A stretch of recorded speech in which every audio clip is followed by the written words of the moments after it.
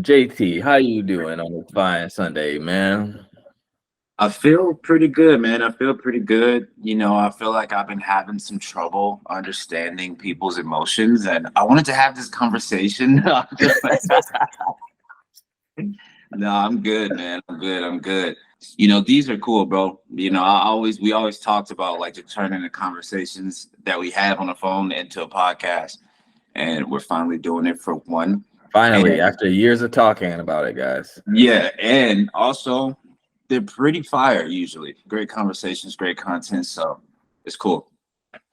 Yep, indubitably.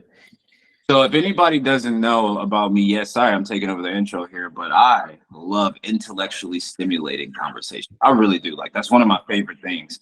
I realize like even if I go hang out with people or like go to a venue, if it doesn't stimulate me intellectually, I will want to leave 100%. Yeah, Sometimes I wouldn't shooting the want to talk shit. to people. Yeah, and it's not because people are dumb. I think people are dumb, or I think I'm smarter. It's just that sometimes when you say something and it piques that curiosity of mine, or it's something I never heard, and so now my gears are working in different ways. I mean, that's a fantastic feeling to me. You start connecting dots that you literally would not have connected otherwise. So yeah, I love it. Facts. So yeah, today we are going to be doing a book analysis, more so conversation on emotional intelligence by Daniel Goleman. And the Yeah, it reason would why make we're going to sense to be, go off of one book on this topic. I thought it was just going to be more conversation. that's what I was gonna say, asshole. It doesn't make sense to limit it to one book, right? He has a lot Well, of data and facts in there. Um, okay, let me just finish that intro and then you can figure out if you want to edit it out. my bad. It's my Um, cutting the intro. no, it's all good. It's not good actually. So no. We're gonna be reviewing Emotional Intelligence, the book by Daniel Goleman. But it's not just gonna be a book analysis. This has become like for some reason the word cultural phenomenon comes to mind, but that's not what it is. But it's become like a term that people talk about all the time. So it's like, yeah, we're gonna talk about things from the book, but we're gonna talk about just have a conversation on it and talk about like the definition, at least how we see it, and then practice this on how you can actually do it in everyday life. And I might talk about some things I underline in the book, but it's not going to be like the other ones where I go through like a book and notes because I read this book before I start taking notes on all my books. Yeah, I would even argue that people don't talk about it; they just mention it. See, arguing that's having low emotional intelligence. You fucked up already. Say no. No, but people only most of the time when I ever hear emotional intelligence brought up, it's from a narcissistic standpoint in that they have high EQ, but they never go into any type of detail under the surface ever. Yeah, I know exactly what you mean. All right, so let's start off, man. I guess I'll start off. So if you guys haven't watched any of my day in life, so I have my office here and I got like some things up on the wall, and I have one on emotional intelligence right there. And I'm gonna read it off to you guys. And I think it was like the most important sentence I got in the book. So it says emotional intelligence is abilities such as being able to motivate oneself and persist in the face of frustrations, to control impulses and delay gratification, to regulate one's moods and keep distress from swamping the ability to think, to empathize and to hope and to challenge your thoughts.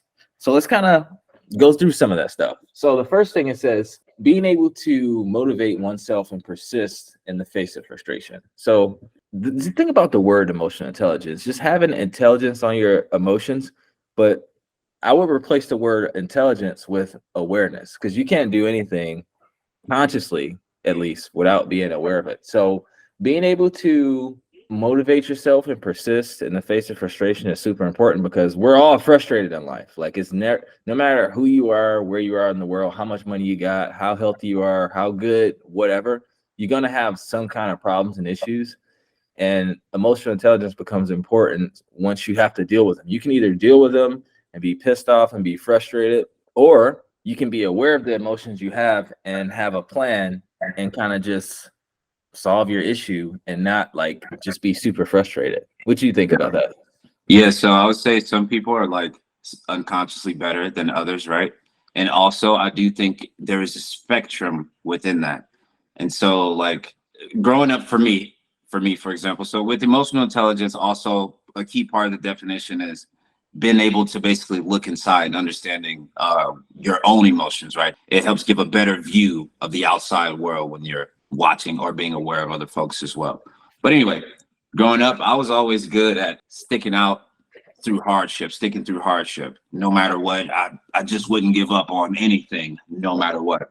But on the flip side, when it came to like love or just even in school, sometimes, I think we talked about this before, as part of the reason I became friends with you is because it was harder for me, or stayed friends, right? I didn't realize this until we met, but it was harder for me to understand. It's almost like I didn't care. It was harder for me to understand how other people felt, or even the fact that they felt anything. It's like I would just do things or say things and it would come off rude or whatnot. And I usually wouldn't get the social outcomes that I actually want. But yeah, that became more clear. So I would say it's a spectrum. So like I might be good at pushing through hardship, but understanding emotions from myself or from other folks, I just wasn't as good. And over time, the more I've learned, and here's the part where I'm tossed up right now, because I always joke and say my understanding of emotions is limited to logic. Now, I don't think that's 100% true, but I think it has a lot of truth to it, because the more I actually learn consciously, the better, even the way my mind works, right? The better I would understand these things. But my mind works in a way, if I do something, it automatically goes to the next practical response, and then it comes to the best response. That's just how my mind works. It goes to the practical response and the best response. And if I have a lapse of understanding the practical response, well, those are the moments where I'm incongruent with the person that I'm communicating with. My best rapport building moments or whatever, it's from a conscious level. I understand how the conversation is going. I understand the track of the conversation.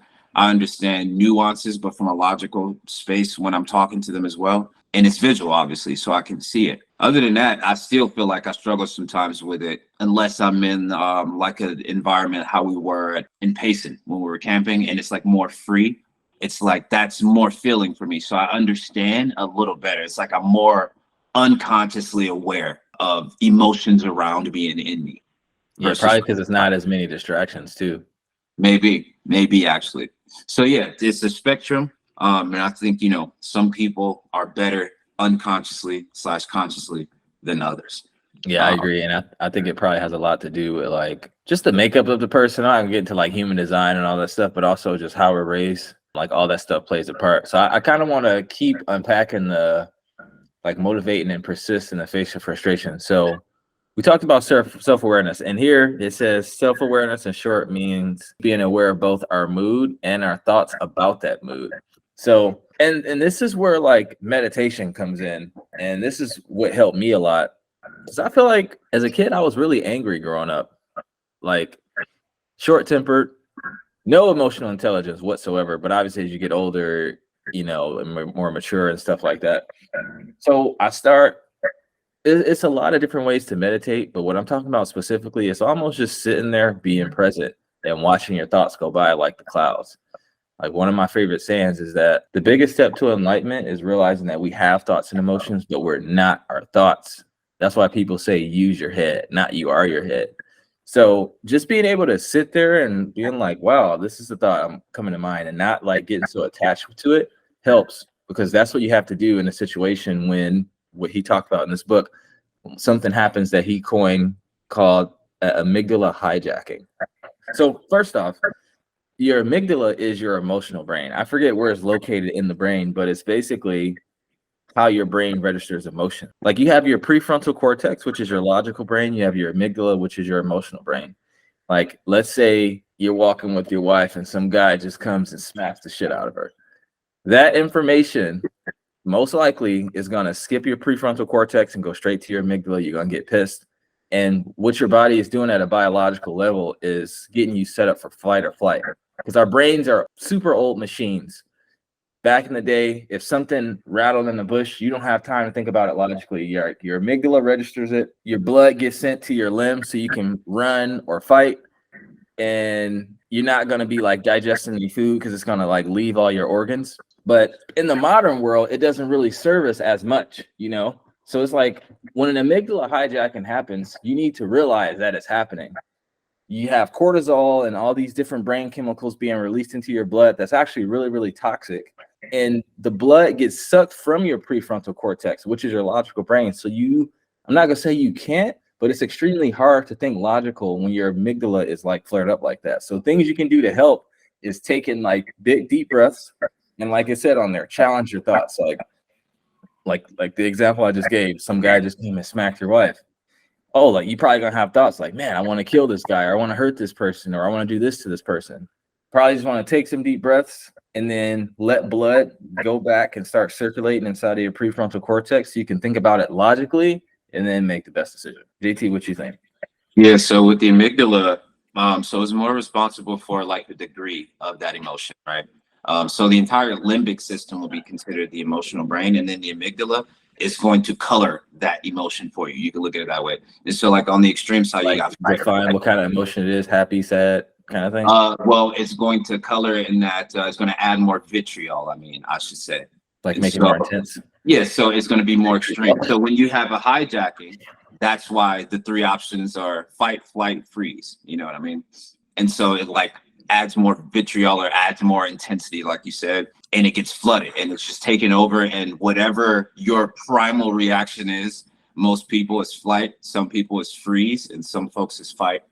It's funny because and over time you start to understand more about yourself, like how you operate. And if there's like an animal or something, it's flight for me.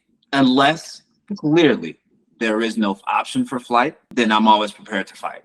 But the first thing that always comes to my head is running, whether it's from a dog as a kid, whether it's gunshots and I'm around, I'm out of there, you know? So it's like, it's funny when you start to learn more about yourself. But anyway, so yeah, the amygdala, it adds more intensity on that. The hippocampus, I don't want to make this a neuroscience thing, but that's like mostly responsible for memory. And so hippocampus is like right here above the ear. Yeah, so you can train your memory. So you can train your brain so that when you have a bout of rage, for example, say for the past year, you've been consciously saying, calm down. Let's just use something simple. Calm down, calm down, calm down. Like you constantly say that to yourself every day because you know at any moment, like you could snap. So you always remind yourself to stay calm no matter what. And you consciously do that every single day for 1 year. And then you have a bout of rage out of nowhere. Let me ask you, Vince, do you think that phrase calm down will pop in your head when you're in a bout of rage or no? No. Yeah. Or it'll pop in your head. It'll pop in your head, but I don't think it will be no emotion behind it. So it's the thing to where you have to recognize it and grab it and give it power, in my opinion. Right. And that's the power of repeating it every single day. For example, I used to do it now, because I had a big problem with procrastination. And so I used to always say, do it now. I wrote it down. I wrote it on the walls. I wrote it at the top of the fucking notes I used to write. Do it now, do it now, do it now, do it now, do it now. Bro, my procrastination was even better than it is now during that time because I was actively saying it. And it's like I noticed when I don't act consciously focusing on doing it now, I mean, I won't do it now. I mean, most of the time, still, even to this day. And so, just using that as an example, that makes me want to start that again. But having that phrase, that conscious phrase, it'll definitely pop up in your head. Yeah, 100%. It's interrupting your patterns, right? First off, it's already interrupting your patterns by telling yourself to calm down every day consciously, and by that becoming a pattern that you created for yourself, you naturally flow back to your patterns. And so let me read this one thing and I'll let you finish because this kind of like plays. Well, this is it right here. Then, so like once you have that bit of rage, it's inevitable that conscious thought you've been having all year will intercept whatever thoughts you're having in that rage moment, and then you, like you said, catch it, and you can bring yourself back down to earth. Yeah, it's essentially like you're creating like a mental habit. Like the brain has to work off habits because the brain doesn't like to work hard. So it likes to figure out what we do repetitively so that it can take over, make it a habit so that the body does it better than the mind. So the mind can focus on other things. So one thing he wrote here is that just as there is a steady murmur of background thoughts in the mind, there is a constant emotional hum. Beep someone at 6 a.m. or 7 p.m. and he will always be in some mood or the other. Yeah. Joe Dispenza kind of talks about that. he's like, let's say you're a person that's pissed off all the time and you want to like go to start changing your state. Your body operates on a clock. So it's going to be super hard to change because any mood or emotional state that you're in is basically a mixture of brain chemicals, like bodily chemicals that mix together to create that state. So if you normally wake up and check your email and you get frustrated, or you normally drive to work when it's a traffic jam and you're feeling stressed when you're at work every day, when you go to chart to change your state, even if you don't drive to work that day, your body's like, hey, it's 6 a.m. Normally you're in traffic pissed off right now. What are you going to just change it right now? And then that's when the war starts, because your body's like, come on, you've been doing this for 20 years. You want to change right now? Like, come on, man, like maybe do this tomorrow. And then your brain starts to like find people or things to blame. Like I remember reading in Law of Success, the best analogy I heard for a habit is like walking through the forest. The more you walk through the forest, you'll start to create like a path where the grass won't grow anymore. But if you stop walking on that path, the grass will grow and you won't even see it. So it's essentially like creating new habits, pretty much.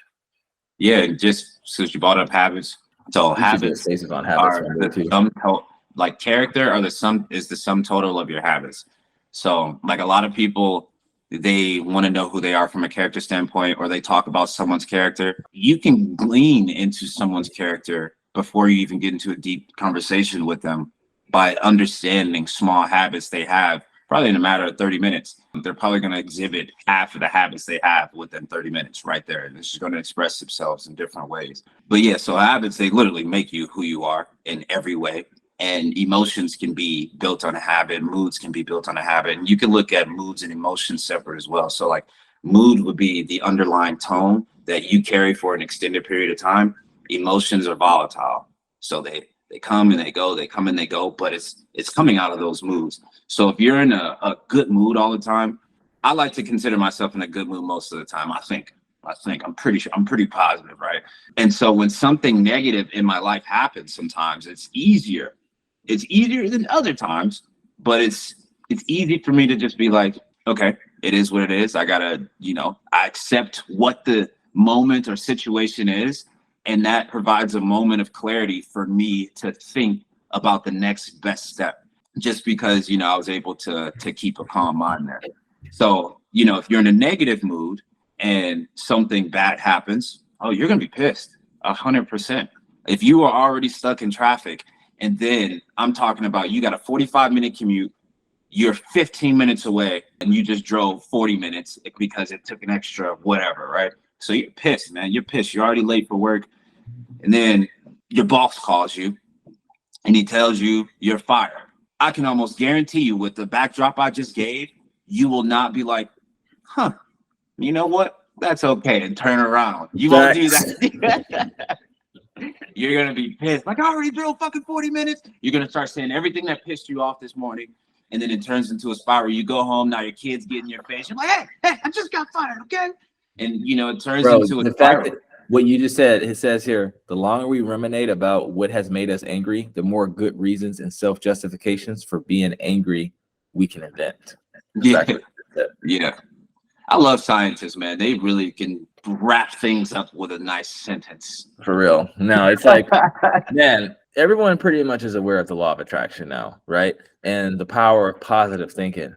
But it's not all about thinking positive, man. It's about realizing the bad thoughts that come up and overcoming until you become someone else.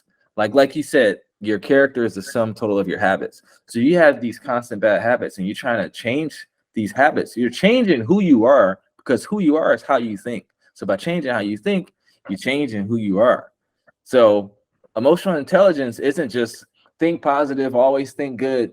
Is realizing the bad things and consciously choosing how you want to go about dealing with it and preventing it from happening again. Yeah, and that was kind of like the nice way of saying it too. Most people have no understanding of the law of attraction. They just heard the fucking phrase and they like it, and they think that, oh, I can attract rich fast. So we brought up the law of success, Napoleon Hill. Definitely recommend if you haven't, by the way. Say what you will, by the way, whether he was a fraud or not. the lessons are invaluable. They really are. From a principle standpoint, they really are. I remember I had even just the 15 steps just written down on my wall, just so I wouldn't forget, because one will come into play every single day, like one. Every single day. Every day, every single day. But the best description I've heard of this law of attraction / manifestation, now I might butcher this, I don't have the quote I remember anymore, you had it written down. the whole thing, but it's like, you know, your thoughts and your energy basically works in this way for so long that it starts to manifest physiologically in your body, which if you already are thinking and feeling these goals, now your natural state is to wake up, and what you are going to notice every single day unconsciously are things that you could do to get closer to that goal. And if you execute on those goals, which you probably will if your thoughts and your spirit is in harmony, you're going to execute, and then those goals will be realized or manifested. And so that's really what it is. It starts up here and it ends out here. Yeah, couldn't have said it better. You So now probably no, just playing. Go ahead. yeah, well, I was just being nice, I guess. It was said well. I'll say that. Let's kind of move to like talking about some practical things on how people, like some practice people can take. Shit, I thought that's what shit. We just do out like 4 tips already. We're gonna be going back and forth. You're right. So basically, this is like a good way to like challenge your thoughts, because we talked about challenging thoughts. Use self-awareness to catch cynical or hostile thoughts as they arise and write them down. Once angry thoughts are captured this way, they can be challenged and reappraised. Someone asked, what's the best way to handle anger? And the person answered, don't suppress it, but don't act on it. Challenge it. So if we could, let's do stuff that we've tried, right? Because I can't really speak on anything I haven't tried, because it's not objective, it's subjective. This is emotion. So it's like different things work for different people. So I don't even know if that would work for me, writing some shit down. You've never roasted. I feel like we've had talks and you told me about issues you've had with people and you wrote everything down. Like, okay, it worked. I've done that a lot. So yeah, and I haven't done it a lot. So okay, so let me talk about it. Or you talk about your thing first. Go ahead. No, yeah. So what helps for me is just music. So I just started listening to rap again like 2 days ago when I sent you that Key Glock song. It wasn't the best song, by the way. Oh man. Anyway. I knew you. If you knew I didn't like it, what the fuck you sent it for? Hey, bro, because I was just hyped that night. But anyway, so I went like a month without rap, except for Juice WRLD. He was the only one I would allow because it's not like aggressive or whatever. The reason I felt compelled to do that information diet at this time is because, well, our trip definitely provided some insight. But for two, I was very, the way I was thinking is almost shallow. Like I realized my thinking was becoming more shallow. I realized my feelings were becoming more irritable. And I also realized I got into that false sense of accomplishment, because, you know, rap is all about what you got, what you've done, and the shit you can do to people, right? And so you start getting into that egoic mode. You start feeling like you've done these things. You get a false sense of accomplishment. Now that forces you to do things or influences you to do things, like maybe you go grab a drink because you feel good. Maybe you smoke a bit more because you feel good. And so it was good for me to take that break off and get my mind back, because any music with words it has the potential to steal your mind, if you guys haven't noticed yet. So this is facts. So information diets help, but yeah, go ahead and say it. To comment on whole like writing it down and like the whole challenge and thoughts thing. Remember when we talked about like how the brain will like look for things to blame to justify it being mad? Like you don't even have to do it. Your brain will do it. And if you next time you get upset, you'll notice it. Like, for example, Jada just flew to DC Thursday and she went to the gym Wednesday night. And we live here in San Francisco, and you know, when you get home at late at night, sometimes it's hard to find parking, right? So she had to park in a spot where I had to move the car before 8 a.m. the next day. Y'all don't know, I normally wake up at like 9, 10. And I like to do my meditation, so I don't really get going to about 11. So in your 6-hour morning routine, yeah. No. So what happened was she went to the airport, and then I had to get up and move the car. I was super tired. And I noticed my brain was trying to get upset with her. Like it was saying things like, Go ahead. It was saying things like, why didn't she just keep driving around? Like, why did she park here? Like almost like she did it on purpose. And I remember sitting there, I was catching it. And I'm just like, it's your girl. You would rather have her park and you move it so she can be safe. Like, she got home from the gym, she was tired. She had to get up earlier than you to go catch this flight. You get to go back home and go back to sleep while she's flying to DC and losing time. Like, I'm going through these things. It's like I was in a fight with my brain. Yeah. And had I not had the awareness and noticed that, I would have been upset with her and let resentment build. So it's like it said in there, you don't act on it, but you don't just suppress it. Like, you don't just act like it's not there, because it's energy, and energy has to find an outlet. It can't be created or destroyed. It can only be transmuted, and it will be transmuted into me acting out in a way towards her when she didn't even do anything. So that's one thing of challenge it. Now, to comment on the whole writing down piece, there's been times where, like, with different business partners or even with Jada, like, if it's a talk I want to have with someone or it's like some things that's bother me, I'll literally write down a whole list. Anytime I have like a, call it, confrontational talk with a person, I always have like a list down so I don't miss anything. And I've noticed that every time I write everything down on the list, it's some stuff I'll delete because I'm like, that's not worth talking about. I'm not really upset about that. Like, I'll notice the brain will just try to be like a little bit of a little brat, if to best put it. Like, oh, what about this? What about this? And all of it isn't that serious. So by writing stuff down and you actually see it and it's out of your brain, it's not just like swirling around.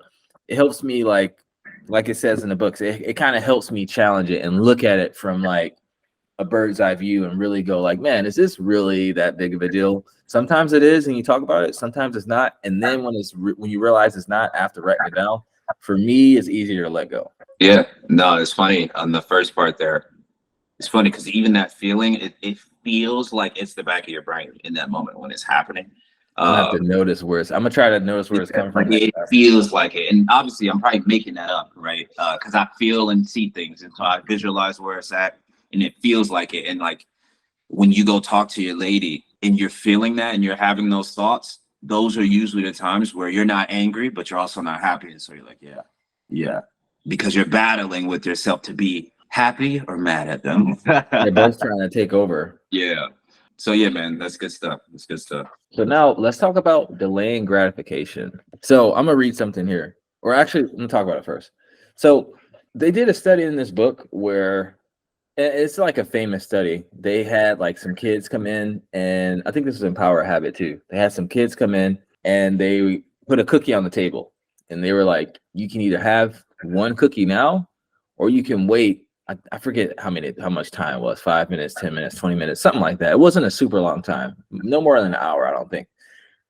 Wait an hour, you get 2 cookies. So it says here, those who have resisted temptation at 4, they were 4 years old. Now as adolescents are more socially competent, personally effective, self-assertive, better able to cope with frustrations of life. They were less likely to go to pieces, freeze, or regress under stress, or become rattled and disorganized when pressured. They embraced challenges and pursued them instead of giving up in the face of difficulties.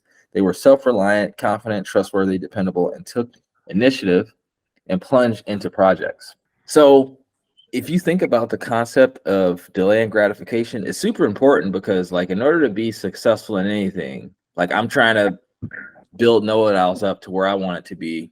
JT's in a transition in his life where he's, trying to get to the point where he's managing capital, and we're both have roadblocks on our journey right now that we talk to each other about. And we could easily just be like, screw this, just gonna get a high paying job doing something we don't like just so that we can like make some money right now. But we're choosing to delay the gratification because we know that that thing that we actually want, we know we can make money doing something that we actually like.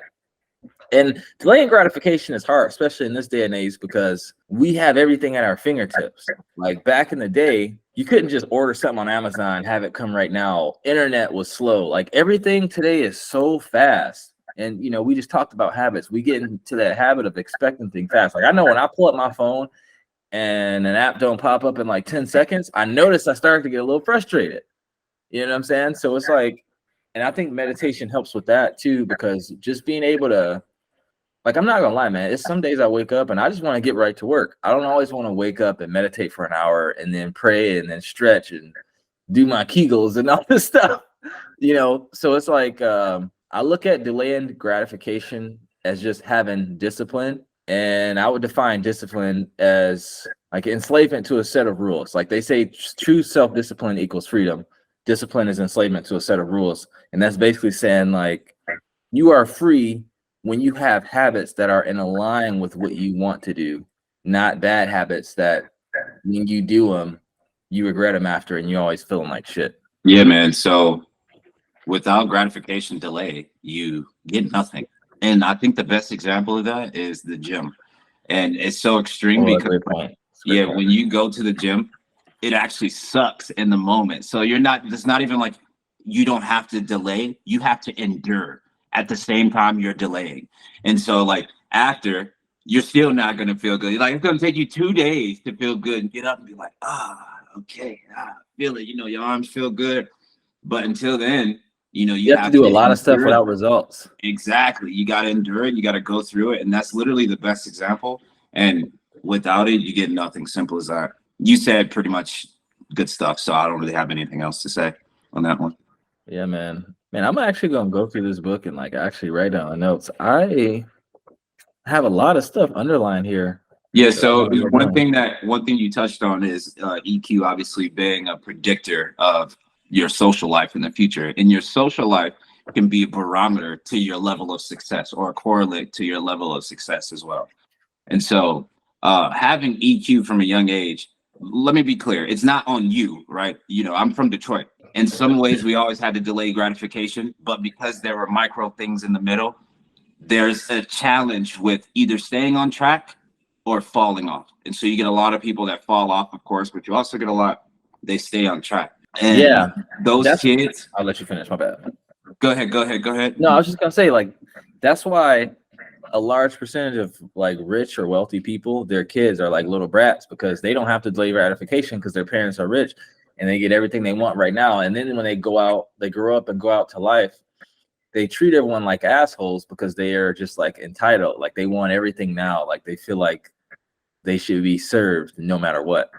Yeah, delaying your gratification literally is like an act of humbling. So it humbles you. And not every rich kid is like that, for the record. Not everyone. I know that, yeah. But yeah, a lot of them are just fucking assholes, to be honest. but yeah, so when you're growing up in an environment like that, you have to delay it. Some people fall off, some people stay on track. Now, going to those kids with the cookies, I think it was like 15 minutes, right, that they waited. But you can almost guarantee maybe they're not millionaires or billionaires or rich at all, but they have a level of success in their life where they feel happy, they feel content, they feel comfortable, and they also have a healthy social life as well. Going back to the beginning, my social life, I wouldn't say suffer because it's always been like pretty good for the most part, but I always feel like I was a step removed. Like there are just things I didn't understand, which prompted me to read more about them. Especially in high school when you got so many different personalities and emotions and people saying this, people saying that, and you're just confused. Like, wait, I thought she liked me, or I thought we were friends, I mean, you just so much confusion. And so maybe it doesn't prompt everybody to take the path that I took, but that's why I started reading about the brain so much, just because things were tough to understand. Even though I always had like a relatively good social life, I never really had any issues. Growing up, that manifested as an adult I would go a year without talking to someone, not understanding the value of making an emotional deposit, just reaching out like, hey, even if it's a text, hey, I hope all is well, bro. I've been doing that now for like 2-3 years now, but that's something I didn't do before. And so I would go 5 years without talking to someone. It's like, that's not good. You know what I mean? And that just makes you become a thing of the past. And, in the end, that could potentially lead to social suffering. So anti-social behavior, it can lead to like an environment in which you're an old man and you're alone, wishing that you went back and you could repair those relationships, but you can't. So your natural response to that is to put on this hard shell and to be a fucking hard ass and to say, you don't need that shit and whatever, whatever old dudes say who regret their lives. And going back to people who are wealthy, they usually have minimal regrets, right? And so when you look at those old guys, they're usually in a pretty good mood.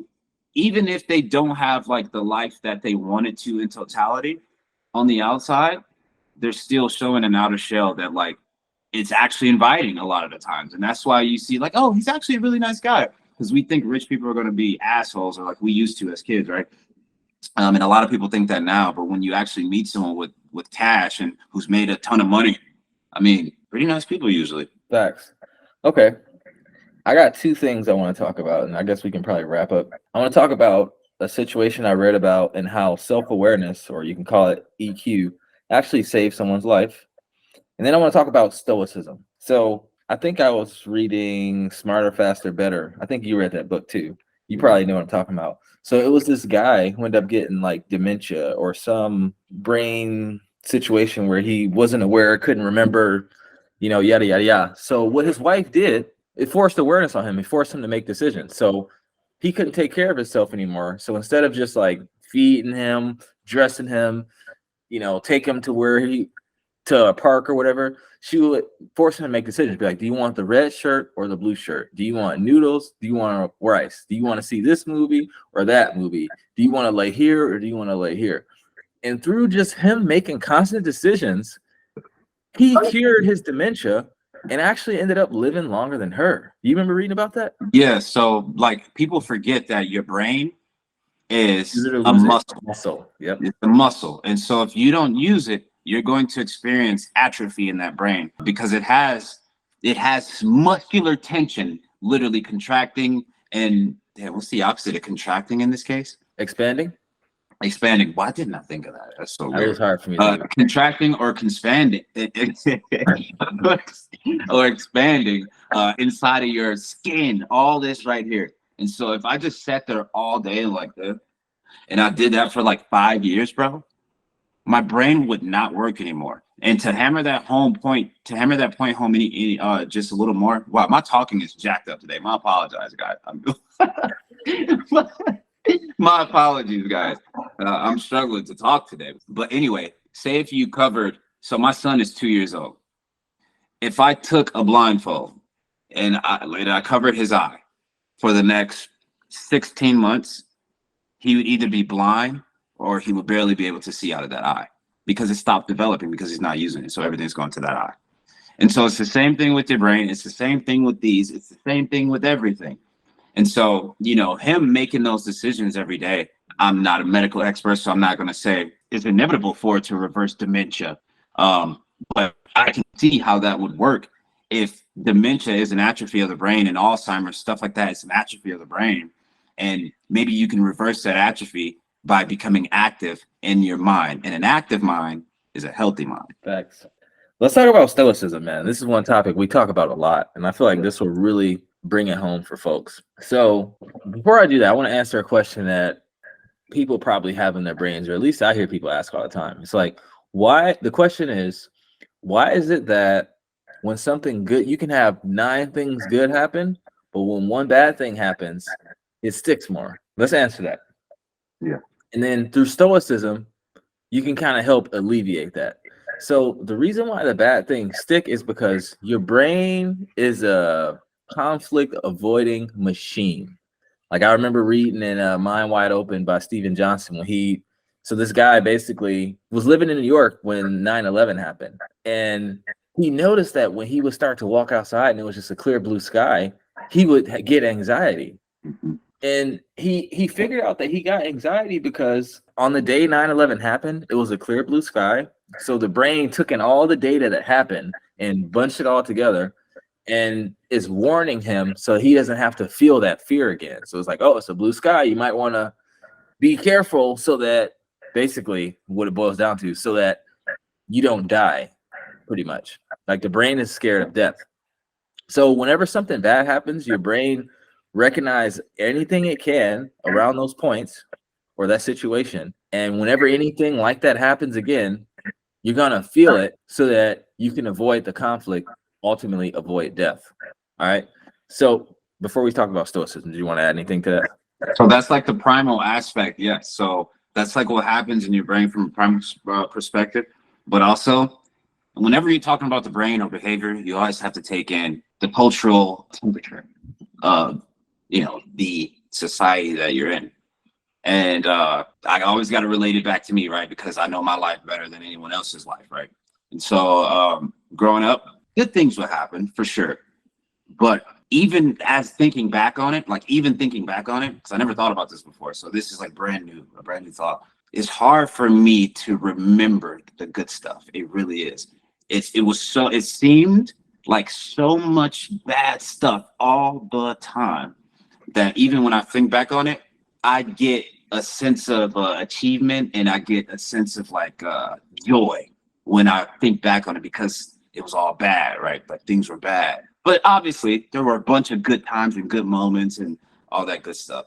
But I'm saying that to say that how long has that been that way, right? Because we know from a primal standpoint, we can say it's been that way forever. But also because stress became exacerbated with like an industrialized economy like we have here. So now you're getting stress from everywhere, literally. Microwaves, Wi-Fi, all kind of stuff. Yeah, people like my parents, I mean, they're gonna look at things and pretty much everything's gonna stress them out. Even a good decision like me saying I started this new business venture, they're gonna feel like this sense of stress, and they're gonna say something like, "Well, what if he steals your money and he runs away?" And I'm like, "But he's my partner," and and it's just that negative thing that it becomes this reinforcing cycle. And so, like when you're having now, when you go and like say if somebody like me, we move on right now, I'm living far away from my family or whatnot. It's not like this for me anymore. But now when you have those 9 things going right and that one thing going wrong, and you came from that environment, you're 100% going to focus on that one thing, and it's going to be major relative to these other things, unless you just got $1 million or something. On the flip side, conscious effort, and now this is going to lean into stoicism so that you can bounce off this. On the flip side, once you start to become more aware through emotional intelligence in a way that makes sense to you, because it is subjective, and then you start to throw in one of these disciplines or a discipline. You don't have to call it anything, right? You could just have an amalgamation of habits. But for the sake of this conversation, stoicism, you start having that thought, and now you look at all 10 things the same, and the solution is just different. And so there is no good or bad, only thinking makes it so. I forgot who I think it's Einstein. Okay. One of them motherfuckers. Yeah, but yeah, so it's like, everything becomes sort of neutral, and you're like, okay, I accept it. So what's my next move? As simple as that. And I've been complimented on how calm I am through a lot of shit, Same. And that's years of work. And, we've sat there doing shit together over the years, to get to this point. Like, people don't understand, it takes a long time to have an effect on your mind that sticks. It takes a very long time. And if you're not willing to delay that gratification, put in the work, you're probably going to struggle in life, man. Whether you financially taken care of, emotionally, you're going to be shit. Keep in mind, even rich people off themselves. So it's not all about money. You got to take care of up here. Facts. Man, it's actually one more thing I want to talk about. Yeah. And it's how to prevent a traumatizing experience in the moment. Okay. So you remember we were talking about Steven Johnson and how like he was there when 9/11 happened, and he freaked out. Like emotional intelligence didn't come into play. He freaked out. So his brain registered it as a traumatic experience. What he said in the book is when a traumatic experience happens, or experience happens that can be perceived as traumatic, in the moment, you have to be there and basically tell yourself, it's not that bad. It's not that bad. And I thought it was bullshit, but it worked. And let me tell you a situation where it worked. That depends on the moment, honestly. Like it does. Like that doesn't mean you just say fuck it and you just sit there. Like if it's shooting happens, you're like, oh, it's not that bad. Like you still want to get the fuck out of there. If you don't get shot, it's not that bad. But if you do, and you're sitting there like, it's not that bad. I mean, okay. Assuming your ass just didn't get popped, let's talk about how it can work. So I'm gonna tell you guys a story. This is a real story. So me, Jada, and then our friends Rebecca and Ericon. Shout out to Rebecca and Ericon. We went beach camping. So yeah, me too. This was August 2021 at Black Sands Beach in Marin, across the Golden Gate Bridge. Rebecca is from South Africa. So it's me and the three of them, and I'm the only guy, so I'm carrying this big ass tent that Rebecca had. It's a 40-pound tent, and I had on my backpacking bag and firewood and a bunch of shit, right?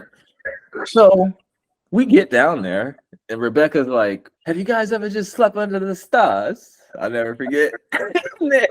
I'm like, No, but why the fuck am I carrying this heavy ass tent? If that's what you were thinking the whole time. So she went on to tell us like how you want your head higher than your feet so your blood don't rush and and how they used to just sleep outside in South Africa. So I'm like, fuck it, let's try it. So we basically just put our sleeping bags outside and slept outside. Here's where I fucked up. We had got like Korean barbecue and we like ate around the fire, and I didn't put the trash in a trash bag.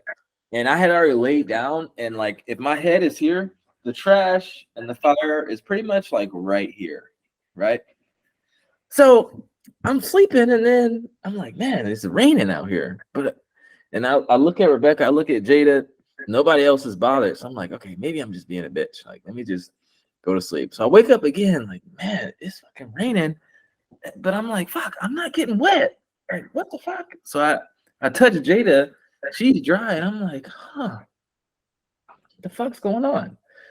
Bro, I sit up, I flashed the light on my pillow or like where I was sleeping, bugs everywhere, bro. Man, do you know what kind of bugs they were? I've been meaning to ask you that. Like, were they like little beach crabs or what? The little beach bugs that be in and out the sand, just flying around, like eating trash, bro. It was probably like 50 of them on my pillow, coming out of my sleeping bag, bro. And I remember that what I just said about Steven Johnson, like making it seem like it's not a big deal. I remember I sat up, I looked at the waves.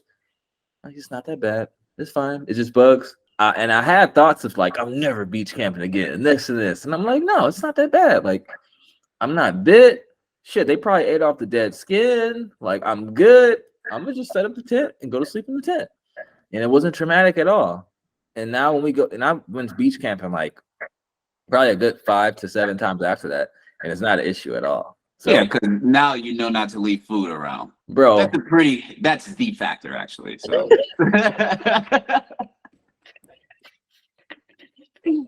but still though, like for someone else, like if I not did that, it would have been no. Yeah, you are right though. Like with most other people, I would even say, even though there was no harm done, bro. If that was my mom, dramatic. She would never go camping again, ever. Yeah. No matter what. Fuck the trash, fuck it all. She's not going camping again.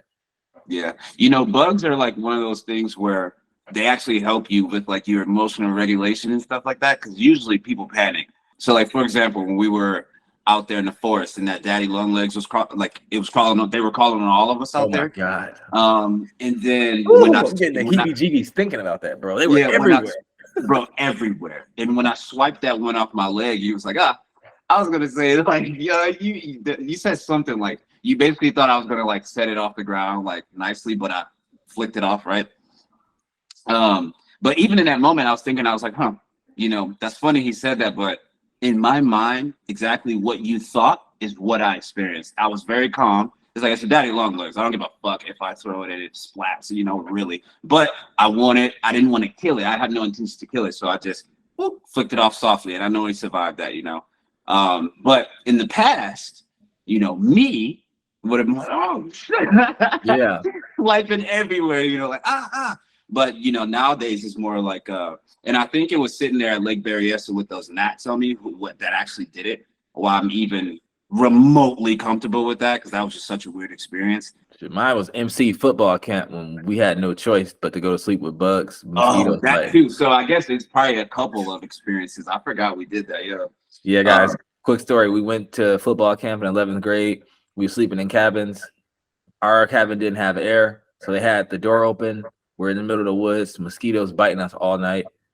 We was tired, working out 3 times a day. Eventually, we just said fuck it, and that was senior year, right? Right all over us. Right before senior year of high school, yeah. Yeah.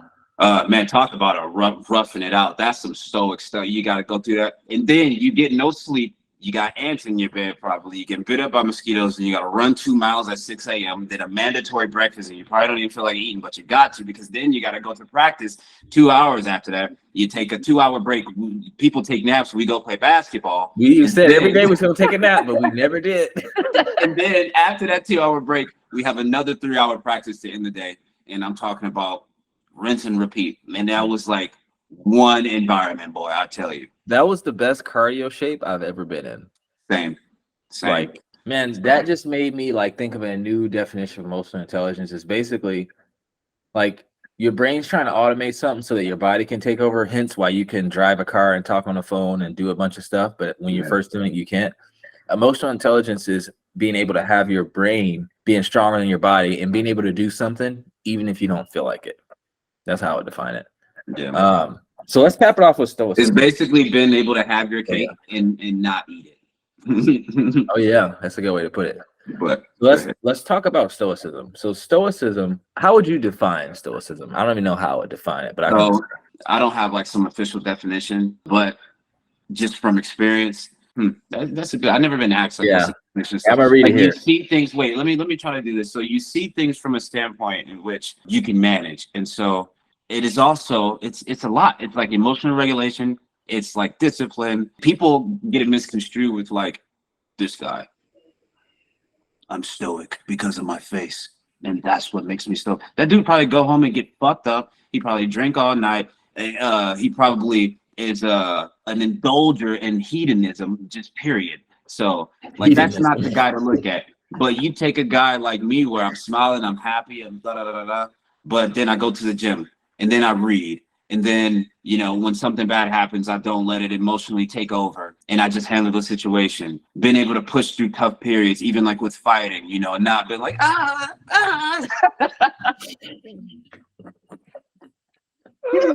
They're not showing any reaction, period. So that is part of it, having like that face, that stoic face, because it's like the outward representation of stoicism. But what does it say there? It just says the endurance of pain or hardship without the display of feelings and without complaint. Pretty much what you said, but way shorter. So we talked about a traumatic experience. So stoicism can help you reverse that stuff. And let's kind of go through some ways out. If you care what people think, I forget where I read this. Like, let's say you care what people think, you're trying to be less of a people pleaser. A stoic act you can do is, like, let's say you're in a parking spot and you're about to bag out so someone else can take it, and you see them there, like, waiting. And, like, let's say it's cars behind them. A stoic act would be just sitting there. And you're going to notice feelings of uncomfortability, I don't know if that's the word, like arising.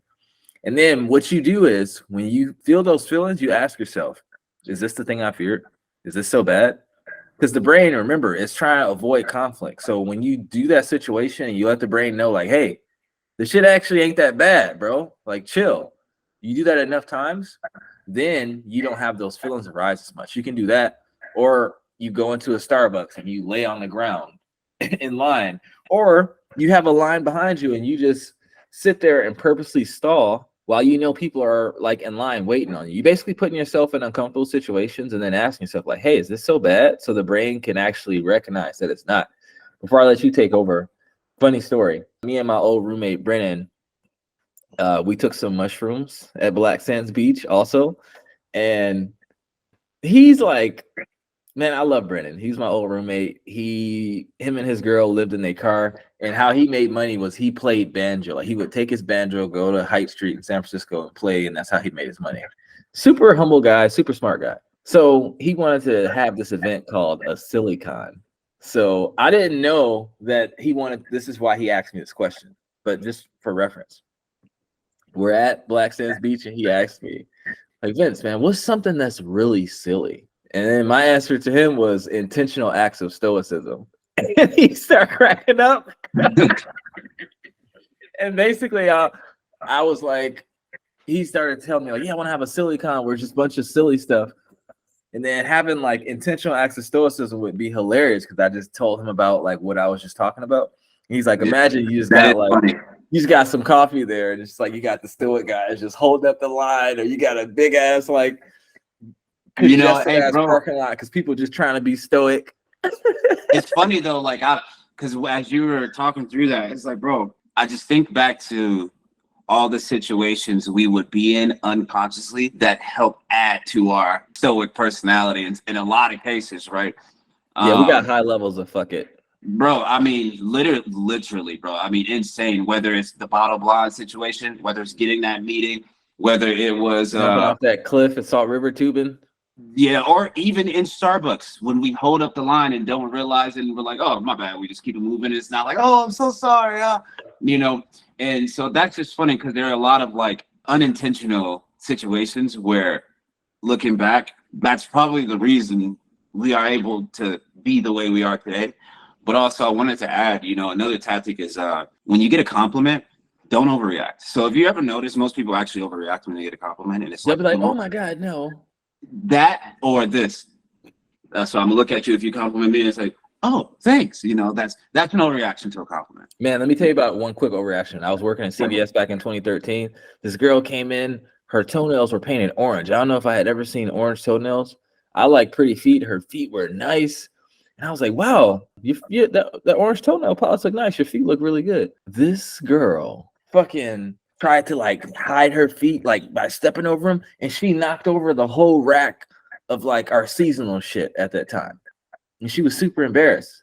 Because wow, that's insane. So yeah, I was just that's like, okay, so you got two ways to care deeply about what somebody feels about you. You got the major acceptance. Oh my God, thank you so much. And then you got the toe curl. You got they're both forms of insecurity, though. Right, exactly. So a good tactic is try to stay in the middle. So when I get compliments, literally the only thing you're gonna hear me say is, "Oh, appreciate that, bro," or "appreciate that." If it's a woman, right? I say it a little nicer. Appreciate that. Sometimes I don't even have a smile. If I'm already smiling, it'll be there. But sometimes I don't even smile. I say, "Oh, appreciate that, man." Appreciate that. And that way, I'm not hung up on. I forget what they said as soon as I leave. Like I'm not thinking like, "Damn, they said they like my hair. Oh my God, they said I got nice shoulders." Like I'm not doing that. Like I instantly forget about it. And so now when somebody comes and says, "Hey, your hair is fucked, buddy," yeah, okay, I'm looking at them like, okay, I mean, it is what it is, you know what I'm saying? And by not having that extreme reaction on either side, I'm literally going to even be at home, be in the middle about it. Like, yeah, I really don't care. And if you do that enough and you practice that enough in real life, it really just becomes your reality. It's like, I genuinely do not care what if someone were to say, like even back in the day, remember when old boy was calling me stocky when I gained a lot of weight and he was calling me stocky? I think it was Jason saying like, "Oh, you're more stocky," you know what I'm saying? You remember him saying that? We're sitting in the kitchen. Oh. Anyway, the fact that I remember it is crazy. I overreacted. I was like, "What do you mean I'm stocky? I'm not stocky. I took my shirt off and everything. Like I'm cut, Yay! I'm like, "Man, I'm not stocky at all, But I would never do that, bro. If somebody were to call me stocky, I would just be like, "Okay, whatever." Like I'm not. I know I'm not. So like I'm not tripping. But at that time, yeah, I cared a lot, and it was just weird. Like I actually didn't care that much. So the fact that I defended my body shape was just a weird experience to me. But that was an example of like just caring too much. So yeah, try to stay in the middle. Try not to react to something extremely good, and try not to react to something extremely bad. And the more you're able to not react to the good things, the easier it becomes to not react to the bad things. I was literally gonna like say a story. So Kobe Bryant used to talk about that. He would say like whenever he's going into a game, he's always trying to go into that game in that middle ground that you were talking about. So if he's like too hyped, he would listen to like some soothing music to kind of help bring him down. And if he's too low, he would kind of listen to something to kind of hype him up to get into that middle. Because like we always talk about like being in the flow state. The flow state is just complete awareness, not attached to the results anyway whatsoever. You're just acting, reacting. I would say even add just unconscious awareness. It feels so good anyway. Go ahead. Yeah, so it's like a lot of people who are the best in the world at what they do say this. They try to go into it with just level-headed, like just super balanced, not too high, not too low. Like even if you watch the highlights of Kobe Bryant in the 81-point game, he didn't do any celebrations. He wasn't beating on his chest, nothing like that. He has games when he does that, but in his highest scoring game, cool as the other side of the pillow. Yep. Yeah, it's funny. Even when he got to like 60 points, the way he was playing, it didn't change. He just kept going at that same pace. He didn't get overzealous. Like, damn, I'm making everything, so I'm gonna do this. Yep. Like, no, he was taking the same shots. The Kobe shots. They all look like crazy shots. It's Kobe Bryant. And so it's like, damn, Kobe was a great player, bro. Jesus, that shit was smooth. Like the next time you see somebody emulate his playing style, it's probably gonna get some attention just because he plays like him, you know. Yeah, because we hadn't seen that since Michael Jordan. Everyone says that. And look, and Kobe Bryant, if you watch his interviews after he played, because those are the best to me, he's a very stoic dude. And that actually, that illustrated the story you just gave. Even the way he speaks, at the end of the day, he knows it's Kobe Bryant. You can kind of say anything you want. People might just laugh, you know, and be like, hey, it is Kobe, you know. But he was always just very humble. I mean, literally the opposite of Michael Jordan. And I know Michael Jordan had some indulgences that he partook in. And you can even see it in his face at his age. That boy was a drinker, I'll tell you that. But Kobe Bryant, he was probably going to look like that for the rest of his life. Bro, for real. Michael Jordan, his eyeballs, you don't see no white in his pupils, bro. Bro, I remember it was one where they was up like 3-1. And he was like, he got jaundiced eyes. That's true, huh? Yeah, they was up 3-1, and the guy was like, man, you guys up 3-1? You're not happy? He's like, what's there to be happy about? Job's not finished. You said Kobe did this? Yeah. Yeah. And it was one more thing I was gonna say. His book, Mamba Mentality. I got it right there. Guy was an animal, bro. Like, you talk about indomitable willpower, just like how we talked about like being able to do things even when you didn't feel like it, like playing through pain. Like, bro, he won a championship with a broken finger, and he had to change his jump shot in the middle of the season. He could have easily complained and blamed and be like, I didn't win a championship because of this. Came back from a torn rotator cuff, was playing left-handed in a game, torn his Achilles and came back. Like, yeah, my man's was a beast, man. And everybody got the same story. Like, the only story you hear of Kobe Bryant is early gym. That's it. You don't hear him like, oh, who's at the club? No. Every time you hear a story about Kobe, it was at the gym at 5 a.m. before everybody else was there. And the context stays the same. The nuance of the story changes. That's the only difference. Yeah, the only time you do hear about the club thing was when he went out with his teammates to the club. He's like, I went out with y'all. Now y'all about to go out with me. They got home at like 3. He knocking on their door at 5. Like, bro, that's crazy, bro. Wow. Rest in peace, Kobe. Mamba mentality. That boy, the greatest, boy, I tell you. For real. Yeah, man. Boy, So I think that's a good place to end it, man. Do you have anything else to add? No, nothing else to add. Emotional intelligence is not something like you learn quickly at all. It's not something that comes to you overnight. It's literally going to take you years to understand, and even to be able to articulate something and it makes sense, especially if it's about yourself. It's going to take years. Be conscious of karmic ties that you have with your family, because a lot of that will play into how your emotions are expressed and what moods you carry most of the time. And so by looking back at your family, not saying get away from them, but by looking at your family, you can see traits that you also possess, and probably each and every one of them, especially your parents, and work backwards from that and start to think like, do I do that? And if you do, is it bad? If it is, what do you have to do to change it? You know? And so, yeah, monitor your environments and everything comes to you eventually, but it will take some time. Yeah, I would just say start to notice the thoughts you have, start to notice the feelings you have, and try not to get attached to them. Instead of being like, oh, I'm angry, say I feel anger. Because to say I'm angry is to say you're an emotion. You're not an emotion, you feel emotions. Start to notice the thoughts and the feelings you have, and then just think about how you want to feel, because there's a polar opposite. The opposite of happy is angry. The opposite of good is bad. Like, this 3D reality is all about polarity. Like, it's something that exists on both sides. So just start to notice how you feel. And I would say, like, try to change one thing at a time. Because if you are depressed, angry, you're insecure, and you're all these things, you're not going to change all of it at once. Pick one thing at a time. So every time, like, let's say you want to be not as upset. Every time you're upset, you don't need a reason to feel happy or to feel grateful. You can just feel feelings of gratitude in that moment. And the more you do it, it's the overcoming process. You will start to become someone else. And the more you do it, then you'll notice that you'll unconsciously be feeling grateful and happy for no reason. Because that's just that hum, like that emotional background that you maintain. So it's gonna be a lot of work, but it will affect literally every single thing you do in life and every interaction with people, places, things, no matter what.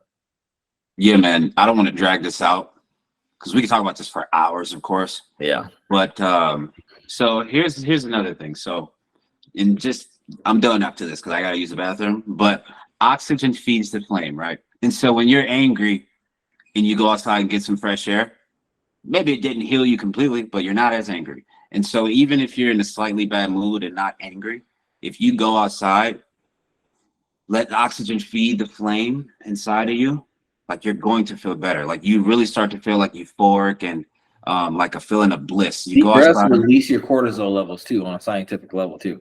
Yeah, so you go outside, to look at the trees, look at the sun, if you can handle that. Put your feet in the grass barefoot. Yeah, put your feet in the grass. Depends on where you are. I'm not gonna recommend that for everybody, but True.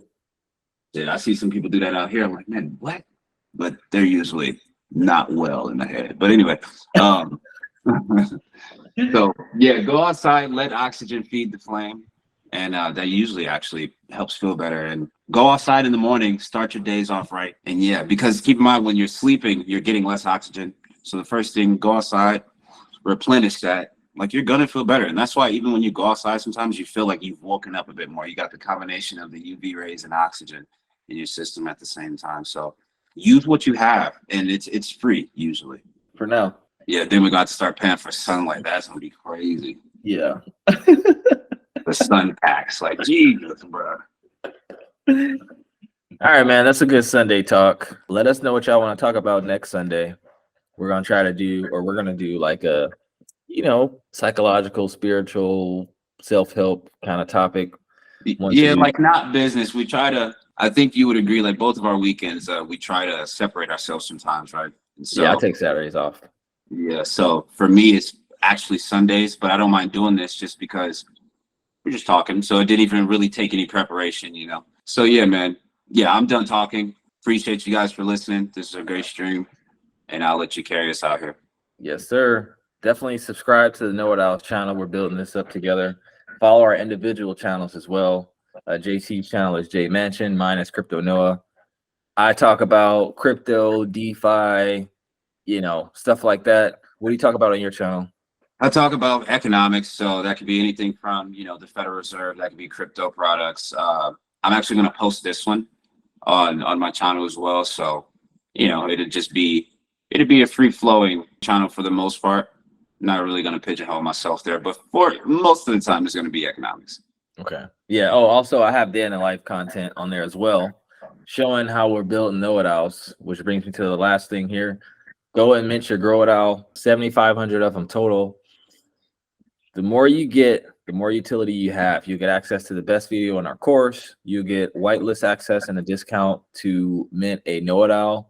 You will get access to the weekly Q&A callings in perpetuity, and so much more that will be revealed in the future. So with that, I thank you guys for tuning in, and we'll see y'all on the next one.